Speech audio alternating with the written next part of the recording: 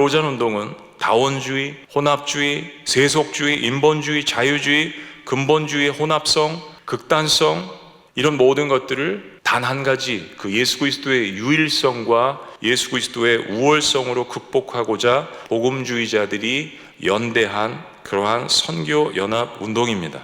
우리가 전하는 복음은 철저히 예수 그리스도 중심적이어야 합니다.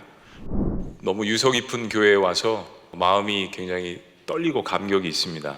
또 이런 순간을 저에게 허락해 주셔서 너무나도 감사를 드리고요. 빌리그레함과 존 스타트를 중심으로 1974년에 있었던 세계 국제 복음화대회, 원래 이 이름이 저희가 이제 로잔이라고 이렇게 많이 알려져 있지만 원래 영어 명칭이 The First International Congress on World Evangelization, 그러니까 세계 복음화 국제 대회였습니다. 어떻게 하면 전 세계 복음을 증거할 수 있을까? 이런 마음으로 세계에 있는 리더들이 모이게 됐던 것이죠. 근데 내년에 이것이 50주년을 저희들이 신념으로 기념하고 이 대회를 역사상 한국에서 또 송도에서 열리게 됩니다. 또 한 가지 역사적인 것은 공동의장이 마이클 호 총재와 더불어서 또 한국 의장이신 우리 이재훈 목사님이 공동의장을 맡으셨고, 또 한국 교계를 은퇴하시고 계속 이끌어 나가시는 유기성 목사님께서 준비위원장으로 섬기신다는 것, 이건 정말 한국 교회가 갖고 있는 엄청난 또 축복과 엄청난 부흥의 역사에 또 전조라고 그렇게 볼 수가 있을 것 같습니다. 이제 연배로 볼 때 제가 제일 마지막에 세미나 정도를 해야 되는데 이거 개회배 같은 거잖아요. 이런 거는 이제 의장님들이 하시는 거거든요. 왜 저를 이 자리에 세우셨을까 생각을 해보니까 오늘 토요일이잖아요. 그래서 빨리 집에 가서 설교 준비를 하라고 저를 제일 먼저 앞에 세우신 것이 아닌가 그런 생각이 듭니다. 그리고 이런 그 로잔 평신도 컨퍼런스를 한국 개신교 시작에 있어서 모태의 역할을 감당하는 이런 정동 제일감리교회에서 이런 컨퍼런스를 할 수 있다는 게 참 감격적이고요. 그 의미가 있으신 것 같아요.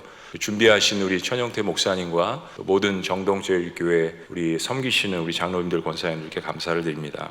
아마 정동제일교회 이제 뭐 장로님들 권사님들은 다 아시는 이야기지만 1885년에 4월 5일에 부활절에 호레이스 언더우드와 헨리 아펜젤라가 인천항에 도착을 하게 됩니다. 한국에 파송된 최초의 개신교 선교사로서 한국에 도착을 하게 되신 거죠. 7월에 정동에 사절을 마련하게 되고 8월에 영어 교육을 이제 시작하게 되는데 그것이 배제 학당으로 발전을 하게 됐습니다. 저한테는 이게 감격적이에요. 이따가 좀 말씀을 드릴게요. 그리고 9월에 이제 메리 스크랜튼 선교사님께서 한국 개신교 최초의 여성 선교사로서 또 이화학당의 시작을 알리시고, 또 윌리엄 스크랜튼 선교사님은 의료 선교를 시작하실 때 그 알렌이 시작한 광해원, 후에는 제중원이 되죠. 거기서 일하시다가 독자적으로 이제 시병원을 운영하시게 됩니다. 그리고 1885년 10월에 아펜젤라 목사님의 선교사님의 집례로 한국 개신교 최초의 성찬식이 거행이 됩니다. 최초란 말이 많이 붙죠. 그리고 1897년에 베델 예배당, 한국 개신교 최초의 서양식 예배당 봉헌이 이곳에서 이루어지게 됩니다. 저는 이제 한 27살쯤에 미국으로 유학을 갔습니다. 그래서 24년 있다가 한국으로 돌아오게 되는데요. 그해 지구촌교회 2019년에 부임을 하면서 한국에 제일 먼저 어디를 갈까 하다가 아마 10월인가 11월인가 저희 아내와 함께 정동을 방문하게 됩니다.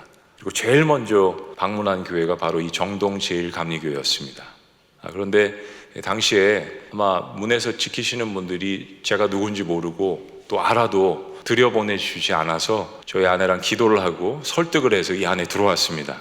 본당도 사실은 들어올 수가 없는 그런 환경이었거든요. 그런데 간곡하게 부탁을 드리고 이 자리에 들어와서 저희 아내랑 조용히 기도를 했습니다. 뭐 임지를 정동 감리교회로 옮겨달라는 기도는 아니었고요. 지구촌교회 부임한 지 얼마 안 됐기 때문에 앉아서 이 역사 깊은 이 교회에 하나님께서 정말 많은 축복을 해주실 것을 바라는 마음으로 기도를 하는데, 동시에 저랑 저희 아내랑 막 울기 시작했습니다. 제가 평상시에도 좀 눈물이 많은 편이긴 하지만 또 다른 감격이었습니다. 저희 아내는 막 흐느끼면서 많이 울더라고요. 그리고 하나님께서 저희를 130년 전 혹은 140년 전 아펠렌자라 선교사님께서 정동 지역에, 인천으로부터 이 정동 지역에, 그리고 곳곳에 복음을 증거하신 그 모습들을 기도하는 가운데 보게 하셨습니다. 정말 사실은 그분들 마음 가운데는 많은 선교사님들 그러셨지만 조선이란 나라는 없었습니다. 중국 아니면 일본이었죠. 그러다가 어떨결에 하나님께서 여러 우여곡절 끝에 마치 마게도니아 사람이 와서 우리를 도우라라고 하시는 그 음성처럼 조선에 들어오게 된 선교사님들이 대부분 그런 상황 가운데 들어오셨습니다. 더 낙후하고 아무것도 볼 곳 없고 조선 말미에 풍전등화 같은 그런 상황들 속에서 과연 선교사님들은 무슨 생각을 하고 결혼한 젊은 아내와 혹은 자녀들과 이곳을 찾아오셨을까? 그 생각을 하니까 하나님께서 당시에 선교사님들 마음 가운데 있으셨던 그런 마음들을 조금 엿보게 하셨습니다. 과연 그들이 전한 복음은 어떤 복음일까? 오늘 컨퍼런스를 준비하면서 고린도전서 2장 말씀을 주셨습니다. 이 말씀은 사도 바울의 목회 철학이기도 합니다. 사도 바울이 여기서 모든 목회와 선교 사역을 감당했던 것들을 저희들이 볼 수 있습니다. 바울은 먼저 이렇게 고백합니다. 형제들아, 내가 너희에게 나아가 하나님의 증거를 전할 때 말과 지혜의 아름다운 것으로 아니하였으니. 사도 바울은 하나님께 받은 선교적 사명을 감당할 때 세상의 지혜와 능력으로 감당하지 않았다는 것을 먼저 고백을 합니다. 근데 바울이야말로 인간적으로 실은 모든 것들을 다 갖추었던 그런 사람 아니겠습니까? 그런데 사도 바울은 그리스도를 만나고 그리스도 안에서 그 모든 것들을 배설물로 여겼습니다. 그렇다면 사도 바울이 모든 것들을 배설물로 여기고 사도 바울이 붙들었던, 그리스도를 증거하기 위해서 그가 붙들었던 목회 철학이 무엇입니까? 저는 바울이 붙들었던 이 세 가지가 로잔 운동에 있어서 너무나도 중요한 역할을 해왔고 또 앞으로도 그럴 것을 기대하는 마음으로 이 말씀을 여러분들과 함께 나눕니다. 바울이 붙들었던 복음은 도대체 어떤 복음이었을까요? 그 첫 번째는 그리스도 중심적인 복음이었습니다. 고린도서 2장 2절은 이렇게 이어집니다. 우리 한번 다 같이 한번 읽어보실까요? 시작. 내가 너희 중에서 예수 그리스도와 그가 십자가에 못 박히신 것 외에는 아무것도 알지 아니하기로 작정하였습니다. 복음의 핵심은 예수 그리스도십니다. 성경이 제시하는 구원을 얻는 방법은 예수 그리스도 외에는 없습니다. 동시에 그분이 십자가에 못 박히신 이 대속의 사건만이 우리를 죄에서 구원할 수 있는, 속량할 수 있는 유일한 사건입니다. 부활 역시 십자가 못지않게 중요한 사건입니다. 근데 사도 바울이 여기서 이 짧은 한 구절에 자신의 목회 철학을 정리하는 이 한 구절에 부활을 넣지 않은 이유는 부활이 중요하지 않아서가 아니라 십자가 사건이 있어야 부활이 가능한 것임을 고린도 교회 그리고 모든 성도들에게 선포를 한 것입니다. 로잔 운동이 그리스도 외에 만약에 다른 복음을 제시한다면 운동의 생명력은 끝난 것이라고 생각합니다. 기독교 역사 2000년의 역사에 있어서 여러 운동들이 일어났습니다. 그러나 그 십자가, 부활, 예수 그리스도가 제시하신 그 복음이 희석될 때는 어느 곳에서든지 하나님께서 새로운 운동을 제시하셨습니다. 그러나 로잔 운동은 다원주의, 혼합주의, 세속주의, 인본주의, 자유주의, 근본주의의 혼합성, 극단성, 이런 모든 것들을 단 한 가지 그 예수 그리스도의 유일성과 예수 그리스도의 우월성으로 극복하고자 복음주의자들이 연대한 그러한 선교 연합 운동입니다. 우리가 전하는 복음은 철저히 예수 그리스도 중심적이어야 합니다. 이것을 기본 조건으로 연합한 운동이 바로 로잔 세계 복음화 운동이었습니다. 그래서 로잔 운동은 그리스도를 중심으로 한 복음 연합 운동인 것입니다. 자, 두 번째 바울이 붙들었던 복음은 어떤 것일까요? 또 로잔이 앞으로 계속해서 붙들어야 될 복음은 무엇일까요? 두 번째는 성령의 권능이 나타난 복음입니다. 바울은 특별히 고린도 교회에서 목회하면서 많은 어려움을 겪었습니다. 어느 교회보다도 실은 어려움이 많았습니다. 고린도 교회는 현대 세속 도시입니다. 마치 뉴욕과 샌프란시스코와 같은 방대한 상업의 도시입니다. 그리고 라스베가스와 같은 포스트모던의 핵심입니다.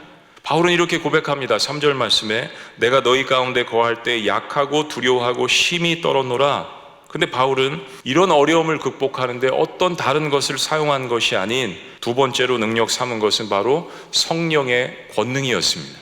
4절 말씀입니다. 우리 함께 봉독해 보실까요? 시작. 내 말과 내 전도함이 설득력 있는 지혜의 말로 하지 아니하고 다만 성령의 나타나심과 능력으로 하여. 성령의 권능은 우리가 예수 그리스도를 증거할 때 그 복음의 능력이 나타나도록 도우시는 하나님의 역사입니다. 도우시는 하나님의 역사, 파라클레토스의 역사입니다. 로잔 운동의 3대 핵심 가치를 His라고 이야기합니다. H는 humility, 겸손을 이야기하는 것이고요. 그리고 I는 integrity, 정직을 이야기합니다. 그리고 S는 simplicity, 단순성을 이야기합니다. His, 그의 것. 이것은 바로 성령의 열매가 아니겠습니까? 복음을 받아들인 사람들에게 나타난 성령의 역사는 실은 성령의 9가지 열매를 갈라디아에서 이야기하지만 그것을 종합해 본다면 겸손과 정직과 단순성입니다. 세상을 변화시키는 사람들이 가졌던 역사는 이사와 기적과 엄청난 그런 사건들도 많았지만 실은 그 권능을 나타내는 사람들의 속사람을 변화시켰던 것은 바로 성령의 역사를 통한 내적 변화였습니다. 존 웨슬리 역시 감리교를 창시할 때 이런 내적인 역사를 경험했던 것이죠. 사도 바울, 야노스, 마틴 루터, 존 깔뱅, 진덴돌프, 웨슬리, 에드워드, 길선주 목사님, 손양원 목사님, 주기철 목사님, 그리고 정동제일교회를 또한 세우셨던 아펜젤라 선교사님, 이런 모든 분들은 바로 성령의 권능으로 그들의 속사람이 먼저 변화되었습니다. 성령의 권능으로 나타난 복음을 붙들 때에만 실은 세계 복음화가 가능한 것입니다. 마지막 세 번째, 사도 바울이 붙들었던 복음은, 그리고 로잔 운동이 계속해서 붙들어야 될 복음이 무엇일까요? 마지막 세 번째는 하나님이 영광 받으시는 복음입니다. 하나님이 영광 받으시는 복음. 5절 말씀은 이렇게 이야기합니다. 너희 믿음이 사람의 지혜에 있지 아니하고 다만 하나님의 능력에 있게 하려 하였노라. 사도 바울은 이 모든 복음의 역사를 계획하시고 주도하시는 분은 삼위일체 하나님인 것을 고백합니다. 특별히 그 가운데에서 성부 하나님의 역할을 이야기합니다. 당시 알려진 전 세계를 여행하면서 3차까지 선교를 하면서 로마로 갈 수 있었던 것은 다만 하나님의 능력이었음을 사도 바울이 고백합니다. 왜 사도 바울이 자랑할 것이 없었겠습니까? 세상의 모든 학식과 지식을 갖춘 사도 바울. 그러나 그 엄청난 세계 복음화를 위해서 사도 바울이 가졌던 목회 철학은 다맥색 도상에서 만났던 예수 중심의 복음이었습니다. 그 복음을 능력 있게 증거하는 성령의 역사였습니다. 그리고 자신을 사람 되게 만드신, 예수 그리스도의 종으로 만드신 그 모든 구원 계획을 하신 아버지 하나님의 역사가 있었음을 고백합니다.